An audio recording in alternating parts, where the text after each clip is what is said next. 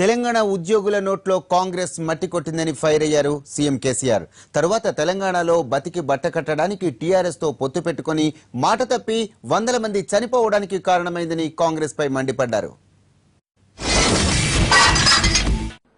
తెలంగాణకు ముల్కీ రూల్స్ ఉండాలి అని సుప్రీంకోర్టు తీర్పిస్తే ఆ సుప్రీంకోర్టు తీర్పును బేఖాతరు చేస్తూ దాన్ని కాల రాస్తూ రాజ్యాంగ సవరణ చేసి ముల్కీ రూల్స్ను రద్దు చేసి తెలంగాణ ఉద్యోగుల నోట్లో నిరుద్యోగుల నోట్లో మట్టి కొట్టింది ఇదే కాంగ్రెస్ పార్టీ.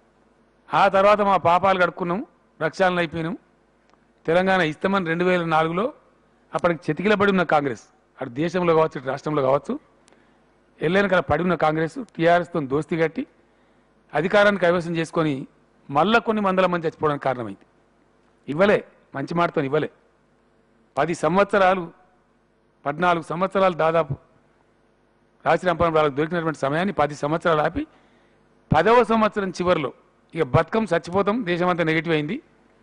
నెగిటివ్ గాలి వీస్తున్న తరుణంలో తెలంగాణ ఇవ్వడం ద్వారానే ఇక్కడ డోకలు చెల్తేమో, ఇక్కడ బతుకుతామేమో, గంజినీళ్ళు దొరుకుతాయో ఉద్దేశంతో ఇచ్చిన తప్ప తెలంగాణ ప్రజల మీద ప్రేమతో ఇయ్యలే. అందుకే ఎలక్షన్లో తెలంగాణ ప్రజలు తిరస్కరించారు, ఘోరంగా తిరస్కరించారు.